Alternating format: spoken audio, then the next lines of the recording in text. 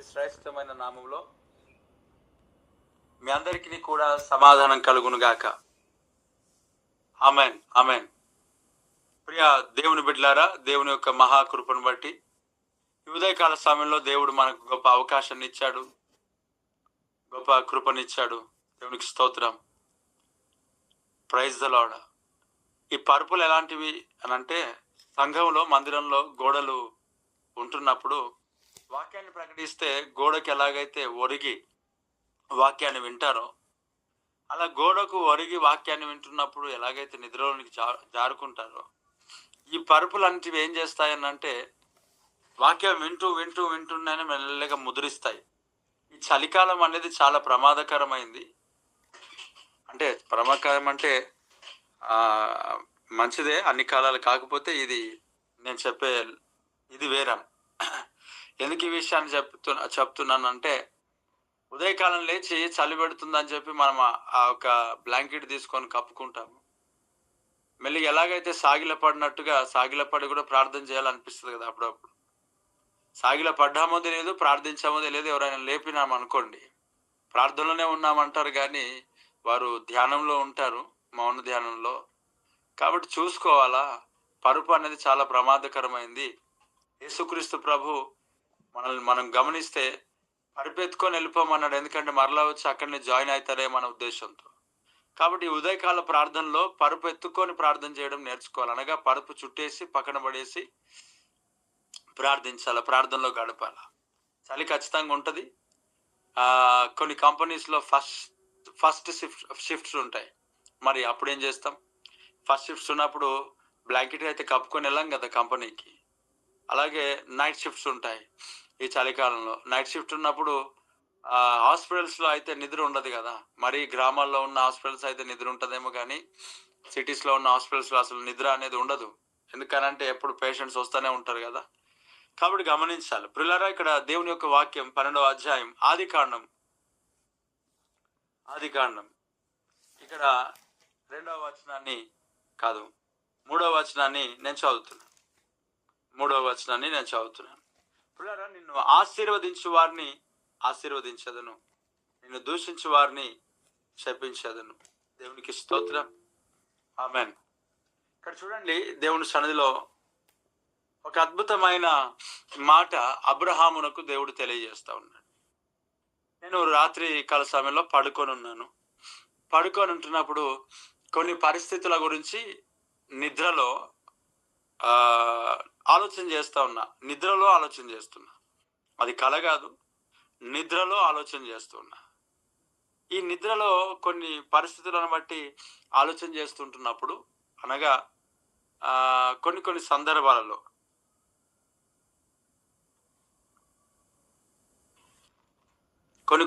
సందర్భాలలో కొన్ని పరిస్థితులు ఎలాగున్నాయనంటే, దేవుని యొక్క పనిలో, దేవుని యొక్క పరిచర్యలో మనం ముందుకు సాగుతుంటుండగా నిజంగా నన్ను వ్యక్తిగతంగా ప్రేమించే వారిలో విశ్వాసులు ఉంటారు, కానీ సేవకులు నాకు చాలా సందర్భాల్లో కనబడరు. ఆ నిజమైన ప్రేమ వారిలో కనిపించలేదు. నిజమైన ప్రేమ సేవకులలో నా పట్ల కనిపిస్తే, అంటే అందరిలో కాదు, కొందరు ఉన్నారు నిజమైన ప్రేమలో. దేవుడు మన సంఘానికే ఆ దైవ సేవకులు వస్తూ ఉంటారు, పరిచర్యలో పాల్పంచుకుంటుంటారు. అదే సమయంలో మన దగ్గరకు వచ్చిన వారిని సంఘంలో స్థిరపరచకుండా వారితో పట్టుకెళ్దామని కొంతమంది ప్రయత్నం చేస్తారు. అలా కొంతమంది పట్టుకెళ్ళి వెళ్ళిపోయిన తర్వాత అనేక సందర్భాలు పట్టుకొని వెళ్ళిపోవడం అని అంటే ఏముండదు, తీసుకొని అనగా ఇక్కడ నుంచి బుట్టలు వేసుకొని వెళ్ళిపోవడం అట్లా కాదు. కానీ మనం ఏదైతే పరిచర్య చేస్తున్నామో వ్యక్తిగతంగా సీక్రెట్గా చాటున మన కొరకు నెగిటివ్ మాట్లాడడం, మన గురించి తప్పుగా మాట్లాడడం, మనం చేస్తున్న ప్రతి పరిచర్యను పనిని వారు తృణీకరించినట్లుగా మన దగ్గరకు వస్తూ మన దగ్గర ఉంటున్న విశ్వాసుల దగ్గర మాట్లాడటం. ఆ మాట్లాడటం బట్టి వీరు ఎలాంటి వారిని అంటే, మన దగ్గరకు వచ్చి అన్నకే ప్రార్థన చేస్తున్నారనంటే వారి ప్రార్థన ద్వారా అన్న ఇంకా ఇంతగా దీవించబడితే మాకు కూడా దేవుడు ఏదో కార్యం చేస్తారని అలాగున వారి వైపు వెళ్ళడం, వారు కూడా నువ్వు ఆయన ఎలా దీవించబడ్డావు నువ్వు కూడా అలాగే దీవించబడతావని కొన్ని సందర్భాలు కొంతమంది వారు ప్రకటించడం, ప్రార్థన చేసినప్పుడు చాలా విషయాలు దేవుడు అనేక సందర్భాల్లో దేవుడు తెలియజేసినప్పటికీ కూడా ప్రారంభంలో నేను ఏదైతే ముందుకు సాగానో అలాగనే నేను ఉండడం నాకు ఇష్టం. ఎన్ని గందరగోళంలో అయినా, ఎన్ని సమస్యలైనా, ఎన్ని ఇబ్బందులైనా ప్రభా నువ్వు చూసుకో అంతే. ప్రియ దేవుని బిడ్డలారా, ఆలోచన చేసిన ప్రభా నిజమైన ప్రేమతో సేవకులు ఉంటే ఈ సంఘం పరిచర్య నుండి ఎవరైనా దూరం అయితే వారి దగ్గరికి వీరు వెళ్తున్నప్పుడు నిలబెడతారు కానీ ఇంకనూ దూరాన్ని ప్రయత్నం చేయరు కదా, అలా ఉండరు కదా. అంటే అక్కడికి వెళ్ళి నిజాన్ని చేయట్లేరు అని అంటే నిజమైన ప్రేమ లేదని అర్థం కదా. అంటే వారు సరి చేయట్లేదు, వారు చక్కబెట్టట్లేరు. పోనీ పూర్తిగా వాళ్ళతో పాటు ఉన్నారా, పూర్తిగా వారు చెప్పినట్లు వింటున్నారా? అలా కాదు, మనతో సగం వాళ్ళతో సగం అనగా మనతోనే ఉన్నప్పటికీ హృదయాలు కలిసి ఉండకపోవటం. ఇవన్నీ గమనించినప్పుడు ఆ రాత్రికాల సమయంలో ఆలోచన చేస్తూ ప్రభు నిజమైన ప్రేమ అనేది నిజంగా ఉండదు. ఈరోజు అనేక ప్రజలు అనేక సేవకులు అంటే కొందరు ఈరోజు మన దగ్గరికి రావడానికి గల కారణం, వాళ్ళు అలాగున మనల్ని ప్రేమించడానికి గల కారణం వ్యక్తిగతంగా నా పైన నిజంగా ఒక మనుషులు ఎలాగైతే ప్రేమ ఉంటారో అట్లా ఉండదు. కానీ దేవుడు మన పట్ల చూపిన ఒక గొప్ప కనికరం, ఆయన చూపిన కనికరం, ఆయన కృప, ఆయన ఇచ్చిన ఆశీర్వాదం, ఆయన నడిపిస్తున్న విధానం, ఆయన ఇచ్చిన పరిచర్య, ఈ పరిచర్యను బట్టి, ఈ సంఘమును బట్టి, ఈ ఆరాధనను బట్టి, ఈ వాక్యాన్ని బట్టి, దేవుడిచ్చిన వాక్యాన్ని బట్టి, వీటిని బట్టి, అలాగే దేవుడిచ్చిన వాక్యాన్ని బట్టి కూడా అందరూ అంగీకరించారు. కానీ చాలా మంది జీవితాల్లో ఈ మధ్యలో ఆ వాక్యాన్ని అంగీకరించడానికి గల కారణం దేవుడు ఇచ్చిన ఘనతను బట్టి, పరిచర్యను బట్టి, అలాగే విస్తరించటమును బట్టి ఆ వాక్యాన్ని అంగీకరిస్తున్నారు. అలా కొంతమంది మన దగ్గరికి వచ్చి ఈ మధ్య కాలంలో పాజిటివ్గా రెస్పాన్స్ అవుతా ఉన్నారు. అది మన వ్యక్తిగతంగా మరలా చాటుకు పోయినాక మరలా అదే విధంగా ఉంటుంది. అంటే దేవుడు మన జీవితంలో ఆశీర్వదిస్తే తప్ప ఎవరు మనల్ని ఆశీర్వదించలేరు. దేవుడు మనల్ని నిలవబెడితే తప్ప ఎవరు మన యొద్దకు రారు. జ్ఞాపకం గుర్తుపెట్టుకోనండి, మన దగ్గర డబ్బు ఉంటేనే ప్రజలు వస్తారు, లేక దేవుడు మన జీవితంలో ఆయన సన్నిధి ఉంటే తప్ప మనల్ని ఎవరిని ఎవరు ప్రేమించరు. ఆయన మనలో ఉంటేనే, ఆయన మనతో ఉంటేనే, ఆయన సన్నిధితో మనం నింపబడితేనే ఆ దేవాదేవుడు మనల్ని వాడుకొనటం చేత, ఆ వాడుకొనటం వారు గమనించి, పరిచర్యను గమనించి అప్పుడు రావటం. దానికి ముందు మనం జీరో ఉన్నప్పుడు, మనము గ్రామాల్లో ఉంటున్నప్పుడు, మనం కచ్చర్ రోడ్లో ఉంటున్నప్పుడు ఎవరు కూడా మెయిన్ రోడ్కి తీసుకురావడానికి ప్రయత్నం చేయరు. మెయిన్ రోడ్కి వచ్చిన తర్వాత అందరూ టోచన్ చేయడానికి చాలా ఆటోలు ఉంటాయి, అన్నీ ఉంటాయి. నేను ఆలోచన చేస్తాను, ప్రభా ఈరోజు వీళ్ళు ఇలాగ ఉన్నారు, కొంతమంది బాగానే ఉన్నారు నాయన, మరలా రేపు పొద్దున మరి వీళ్ళే మార్పు చెందినట్టుగా నాకు తెలుసు కదా. ఈరోజు బాగానే ఉన్నారు, రేపు వాళ్ళు బాగుండరు నాకు తెలుసు. ఈరోజు ఏదైతే ఉన్నారో అలాగ ఉండరు. ఈరోజు వారికంటే ఒక అడుగు నేను ముందుకేశాను కాబట్టి నాతో వాళ్ళు బాగున్నారు. కొన్ని సందర్భాల్లో వారు నాతో సరిగ్గా సమానంగా బయలుదేరినట్టుగా అనిపిస్తుంది. ఒక అడుగు లేక నాకంటే ముందుకు వెళ్తున్నట్టుగా వారు అనిపిస్తుంది. అలాంటి టైంలో వారు నా పట్ల ఇదే ప్రేమతో ఉండరు కదా, ఇదే నడిపింపులో ఉండరు కదా. నాకు చాలా ఇబ్బంది అవుతుంది కదా ప్రభా అని ఆ నిద్రలోనే నేను ఆలోచన చేస్తున్నా. అప్పుడు నాకు ప్రభు ఒక వాక్యం నాకు వినబడతా ఉన్నది, ప్రభా ఈ ఈ నాతో పాటు లేక నాకంటే ముందుకు అడుగులు వారి పడ్డప్పుడు ఖచ్చితంగా వారు నన్ను ఇంకను తృణీకరించి నా గురించి ఇంకా నెగిటివ్గా మాట్లాడి చాలా చీప్గా తీసేయడం కూడా జరుగుతుంది కదా, ఆల్రెడీ ఇంతకుముందు జరిగింది కదా అని నిద్రలో నేను చాలా ఆలోచన చేస్తున్నాను, నిద్రలోనే. అప్పుడు దేవుని యొక్క వాక్యం నాతో మాట్లాడుతున్నాడు, ఆ ప్రభు నిన్ను ఆశీర్వదించే వారిని నేను ఆశీర్వదిస్తా, నిన్ను దూషించే వారిని నేను శపిస్తా. దేవునికి స్తోత్రం. నన్ను ఆశీర్వదించే వారిని నిన్ను ఆశీర్వదించే వారిని నేను ఆశీర్వదిస్తా, నిన్ను దూషించే వారిని నేను శపిస్తానన్నాను. ఆ మాట నాకు ఆ నిద్రలోనే విని నిద్రపోయినా. దేవునికి స్తోత్రం. ఆ మాట నిద్రలోనే విని నిద్రపోయినా. ఎంత ఆశ్చర్యమైన కార్యం. దేవుని సన్నిధిలో నడుస్తున్న ఈ యొక్క అద్భుతమైన జీవితంలో ఎక్స్పీరియన్స్ అనేది చాలా గొప్పది. చాలా ఆశీర్వాదం పిల్లారా. ఈ ఎక్స్పీరియన్స్ అనేది చాలా ఉన్నతమైనది, చాలా అద్భుతమైనది. ఈ ఎక్స్పీరియన్స్ లోనే అనేక మంది జీవితాల్లో వ్యక్తిగతంగా అనుభవాన్ని వారు షేర్ చేసుకుంటున్నప్పుడు, దాన్ని సోషల్ మీడియాలో పెడుతున్నప్పుడు అనేక మంది దాని విషయంలో కామెంట్ వారు వారి పరిచర్యలు రీసెంట్ గా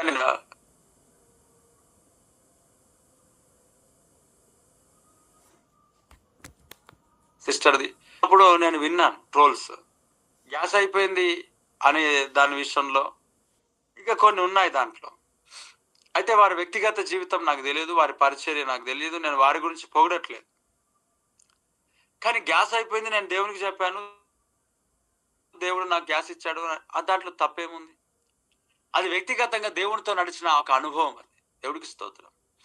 అన్యజనులు అంటే వారికి గుర్తెరగక, వారికి తెలియక వారు ఏదేదో చేస్తా ఉన్నారు, ట్రోల్స్ చేస్తా ఉన్నారు. కానీ దేవుని పెడిపోతారు. ఒక మాట చెప్తాను, దేవునితో నడిచిన విధానం, ప్రభా మరి కరివేపాకు అయిపోయింది, ఏం చేయమంటావు అంటే దాంట్లో కూడా అద్భుతం చేస్తాడు ఆయన.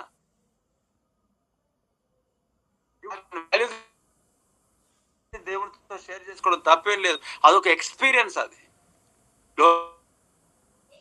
ఏముందని అంటొచ్చు వాళ్ళు. ఇలా సువార్త వారి కనబడినా కనబడకపోయినా దేవునితో నడిచిన ఒక అనుభవం చాలా గొప్పది. ఎందుకు ఈ విషయాన్ని చెప్తున్నానంటే, స్టార్ట్ అయిందో ఇవన్నీ సాక్ష్యాలుగా అనిపించట్లేదు. ఇవన్నీ వాస్తవానికి సాక్ష్యాలు కాదు, ప్రసంగాలలో వారి వ్యక్తిగత జీవితంలో దేవునితో ఉన్న ఎక్స్పీరియన్సెస్ షేర్ చేశారు. ఇవి విన్నవారు చాలా మంది ఏమనుకుంటున్నారు, ఏం చేస్తున్నారు అంటే, ఇంకా అలాగ ఉండకూడదేమో, అలాగ చేయకూడదేమో, అలాగున మనం మాట్లాడకూడదేమో. నిజంగానే కదా వారు తప్పు చేశారు కదా.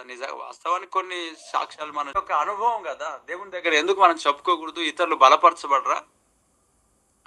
నేను ప్రార్థన గురించి కొన్ని విషయాలు నేను మాట్లాడుతున్నప్పుడు, దేవుని విషయాలను నేను మాట్లాడుతున్నప్పుడు నీవు పురుకొల్పవాలని నా వ్యక్తిగత జీవితంలో దేవునితో ఉన్న అనుభవాన్ని నేను పంచుకుంటా ఖచ్చితంగా. నేను ఇలా అడిగాను, దేవుడు నా జీవితంలో ఇలా చేశాడు. మనము నాస్తికులం కాదు, దేవుని నమ్ముతున్న దేవుని ప్రజలమై ఉన్నాం.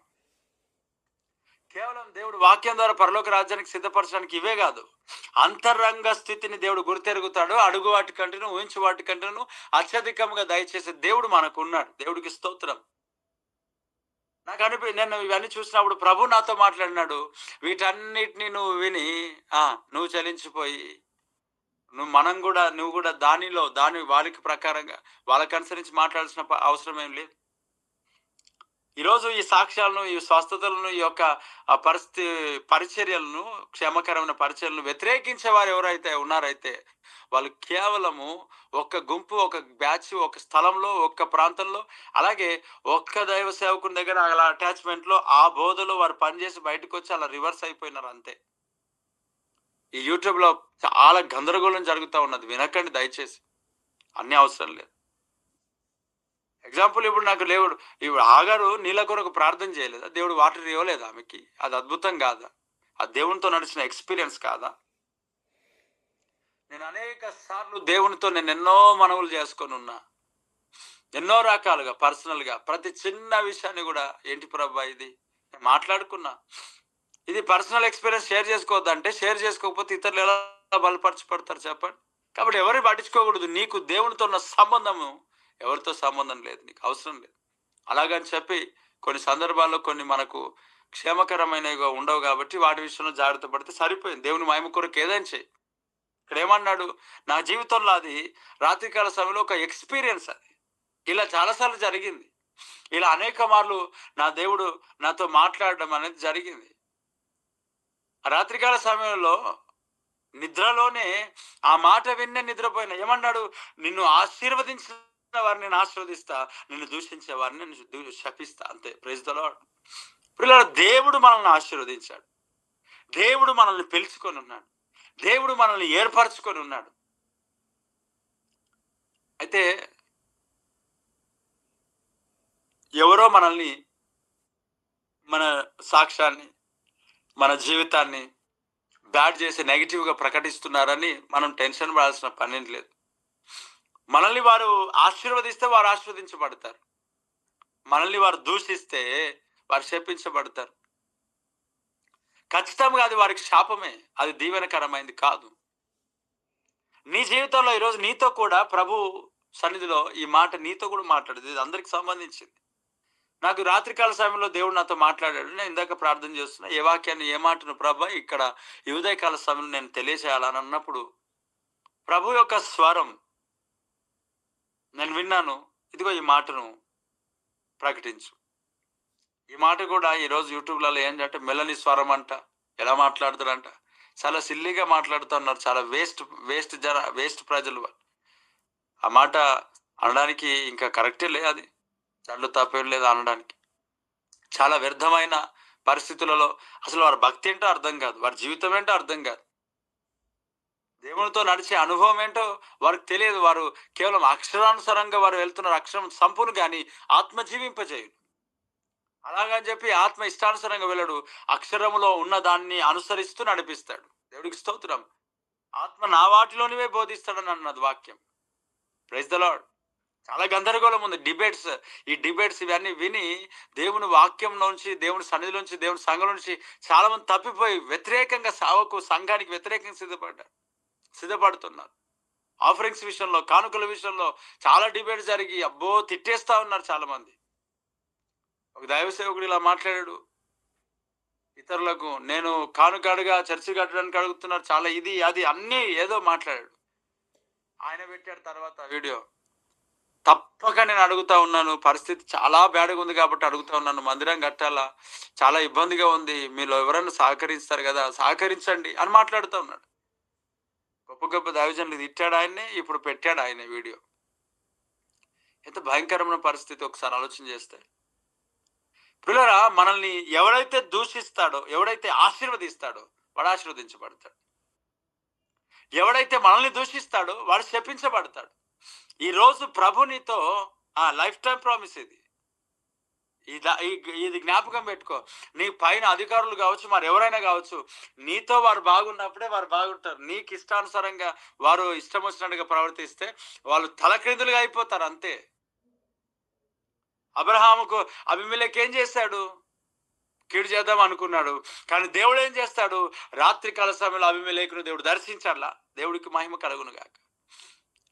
అబ్రహాంను ఎవరు దూషించిన వాడు శపించబడ్డాడు అంతే. అబ్రహాముతో ఉన్నవారు ఆశీర్వదించబడ్డారు, అబ్రహాముతో నడిచిన వారు దీవించబడ్డారు, అబ్రహాముతో ప్రయాణించిన వారు దేవుడు ఆశీర్వదించాడు. లోతు అబ్రహాముతో నడిచాడు, ఆశీర్వదించబడ్డాడు. అబ్రహామును విడిచాడు, సమస్యలు ఎదుర్కొన్నాడు. దేవుడు నీతో ఆత్మీయ జీవితంలో ఆశీర్వదింపబడిన వారితో ఉండడం చాలా ఆశీర్వాదం. దేవుని ఒక వాగ్దానం, నిన్ను ఆశీర్వదించే వారిని నేను ఆశీర్వదిస్తా. Praise the Lord. ఈ మాటకై నీకు స్తోత్రం. ఘనమైన ఆ దేవాది దేవుడు తన ప్రజల పట్ల ఎంత ప్రణాళిక, ఎంత ప్రేమ చూపిస్తున్నాడు ఒకసారి ఆలోచన చేయి. దేవుడు నీ పట్ల, నా పట్ల ప్రేమ చూపిస్తున్నాడు.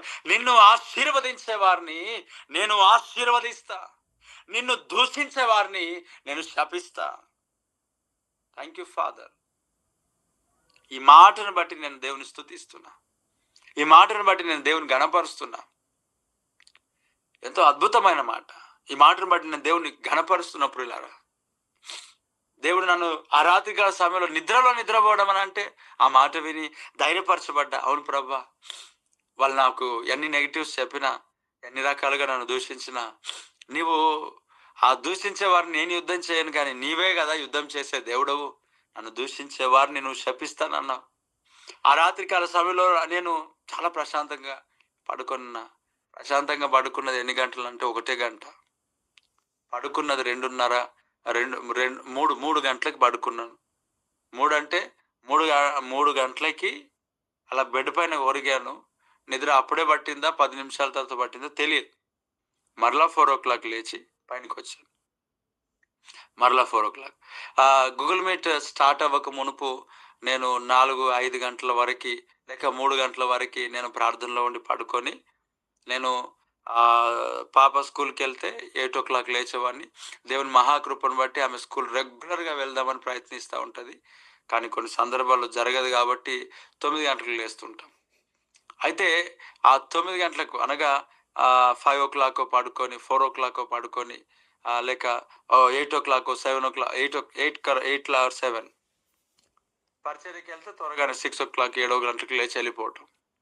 అయితే ఈ గూగుల్ మీట్ స్టార్ట్ అయినప్పటి నుంచి నేను ఎప్పుడు పడుకోవాలో ఒకసారి ఆలోచన చేయండి, ఎప్పుడు లేవాలో ఒకసారి ఆలోచన చేయండి.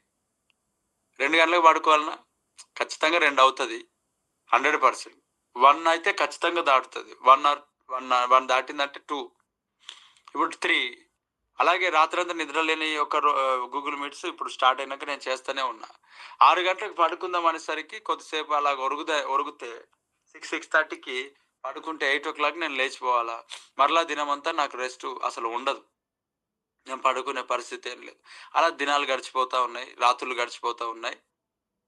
కొన్ని టైమ్స్ దేవుడు మధ్యాహ్నకాల సమయంలో ఇచ్చిన అవకాశాన్ని బట్టి, లేక రాత్రికాల సమయంలో ఇచ్చిన అవకాశాన్ని బట్టి సాయంత్రం. కానీ దేవుని కృప ఎక్కువ శాతం అది దొరకదు నాకు. అంటే ఇక్కడ చూడండి, ఇంత రెస్ట్లెస్ దేవుని పనిలో. ఎందుకంటే ఇలా నలగొట్టబడడం కాబట్టి అనేకుల జీవితాలు దీవించబడతాయి, ఆశీర్వదించబడతాయి. ఊరికే నేను కూడా సుఖంతో పడుకొని ఉంటే ఎట్లాగా? రోడ్డు పైన మొన్న వెళ్ళాను, ఆయన వెళ్ళినప్పుడు అక్కడ టిఫిన్ చేద్దామని నేను కూర్చున్నాను. అక్కడ నాకు కొన్ని ఆలోచనలు వస్తూ ఉన్నాయి. నేను ఈ రోడ్డు పైన టిఫిన్ చేయడం నాకెందుకు, నాకు అవసరం లేదు. దేవునికి స్తోత్రం. టిఫిన్ ఎందుకు నేను చేయాలి రోడ్డు పైన? నాకు వచ్చే ప్రతి ఆఫరింగ్, నేను చేసే ప్రతి అడుగు, వేసే ప్రతి అడుగు, కొంటున్న ప్రతి ఐటెం ఆఫరింగ్ ద్వారా వచ్చేది, ఈ కానుకల ద్వారా వచ్చేది. కాబట్టి కానుక ప్రతి దగ్గర నేను ఖర్చు పెట్టడానికి ఆలోచన చేస్తూ ఉంటా. ఆ రోజు నేను జనాలు అనేకులు దేవుని సన్నిధికి వచ్చి ఎంతో త్యాగంతో ఉంటుంటే నేను ఇలా రోడ్డు మీద తిరగదు, ప్రార్థన చేయాలి అంతే. నా పని ప్రార్థన. అందుకొరకే ప్రార్థన చేస్తుంటాను, దేవుని సన్నిధి గడుపుతూ ఉంటాను. ఈ రాత్రి పడుకొని ఉన్నప్పుడు ఆ మాట వినగానే చాలా అద్భుతంగా నాకు ధైర్యం, ఒక నిద్రలోనే ధైర్యం వచ్చింది. నిద్రలో నిద్రపోవడం.